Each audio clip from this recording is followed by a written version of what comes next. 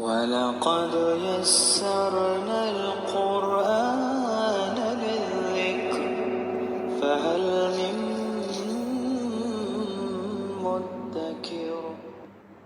بسم اللہ الرحمن الرحیم۔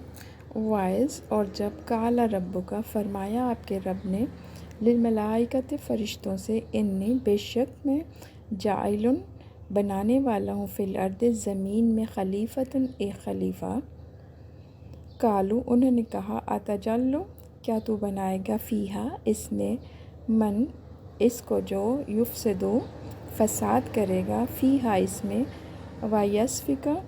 یسفک وہ اور وہ بہائے گا الدماء خون ونحن اور ہم نسبح ہم تسبیح کرتے ہیں بحمدک ساتھ تیری تعریف کے ونقدس اور ہم پاکی بیان کرتے ہیں اللہ کا تیری۔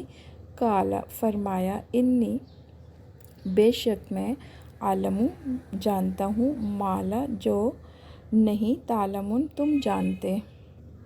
اور جب تمہارے رب نے فرشتوں سے کہا کہ میں زمین میں احکام شرعیہ کے اجرا اور نفاذ کے لیے ایک نائب ضرور بناؤں گا، فرشتوں نے کہا کہ کیا تو زمین میں اس کو قائم کرے گا جو اس میں فساد پھیلائے گا اور خون بہائے گا، اور ہم تیری تسبیح حمد اور پاکیزگی بیان کرنے والے ہیں۔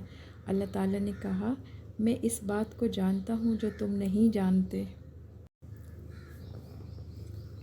آیت نمبر 30 ہے جی۔ اور جب کہا تمہارے رب نے فرشتوں سے کہ میں بنانے والا ہوں زمین میں ایک خلیفہ، تو انہوں نے کہا کیا تو بنائے گا اس میں اسے جو اس میں فساد برپا کرے گا، اور ہم تیری تسبیح بیان کرتے ہیں اور ہم تیری پاکی بیان کرنے والے ہیں۔ اللہ نے فرمایا وہ جو کچھ میں جانتا ہوں وہ تم نہیں جانتے۔ یہاں پر ایک چیز غور کرنے والی ہے کہ پچھلی آیت میں ہم نے 21 اور 22 آیت میں اللہ تعالیٰ کی عبادت کرنے کی دلیل پڑھی تھی کہ جس نے تمہیں پیدا کیا وہی عبادت کا مستحق ہے، اور آیت 28 میں کافروں کے کفر کا اظہار بھی اسی بنا پر کیا گیا تھا۔ اب اس آیت میں انسان کی پیدائش کا واقعہ بیان کر کے اس دلیل کو مزید پختہ کیا جا رہا ہے۔ آیت میں خلیفہ کا مطلب انسان ہے، اور اس کے خلیفہ ہونے کا مطلب یہ ہے کہ وہ دنیا میں اللہ کے احکامات پر خود بھی عمل کرے گا اور اپنی طاقت کے مطابق دوسروں کو بھی عمل کروائے گا۔ فرشتوں کا یہ سوال کرنا کوئی اعتراض نہیں تھا، بلکہ وہ حیرت کر رہے تھے کہ ایک ایسی مخلوق کو پیدا کرنے میں کیا حکمت ہے جو نیکی کے ساتھ ساتھ بدی کی صلاحیت بھی رکھتی ہوگی، جس کے نتیجے میں فساد پھیلنے کا امکان بھی ہوگا۔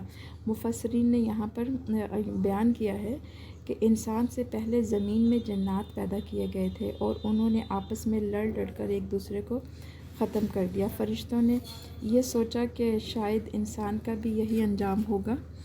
اب یہاں سوال پیدا ہوتا ہے کہ فرشتوں کو انسانوں کے بارے میں یہ گمان کیسے ہوا؟ ان کے ذہن میں تو دو آراء تھیں۔ ایک، انسان کی تخلیق سے پہلے جن موجود تھے اور اللہ نے انہیں بھی کچھ اختیارات تو دیے تھے، اور انہوں نے یہاں پر فساد برپا کیا، اور یہی وجہ تھی کہ فرشتوں نے سوچا کہ انسان بھی زمین میں فساد مچائے گا اور خون ریزی کرے گا۔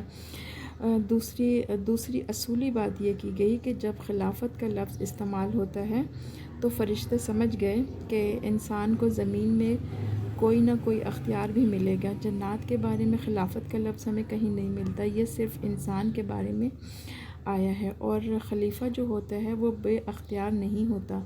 جہاں واضح حکم ہے وہاں اسے حکم نافذ کرنا ہوتا ہے، اور جہاں نہیں ہے وہاں وہ اپنی سوچ و وچار اور غور و فکر کو بروئے کار لاتے ہوئے اسے بہتر سے بہتر رائے قائم کرنی ہوتی ہے۔ ظاہری بات ہے جہاں پر اختیار ہوگا وہاں اس کا صحیح استعمال کا بھی امکان ہے اور غلط کا بھی امکان ہو سکتا ہے، لہٰذا اختیار کے اندر بدعنوانی کا رجحان موجود ہوتا ہے۔ اس بنا پر فرشتوں نے قیاس رائے کی کہ انسان کو زمین میں اختیار ملے گا تو وہ یہاں فساد اور خون ریزی کرے گا۔ اللہ نے فرمایا کہ اپنی حکمتوں سے میں خوب واقف ہوں، اور میں انسان کو خلیفہ کیوں بنا رہا ہوں یہ میں ہی جانتا ہوں، تم نہیں جانتے۔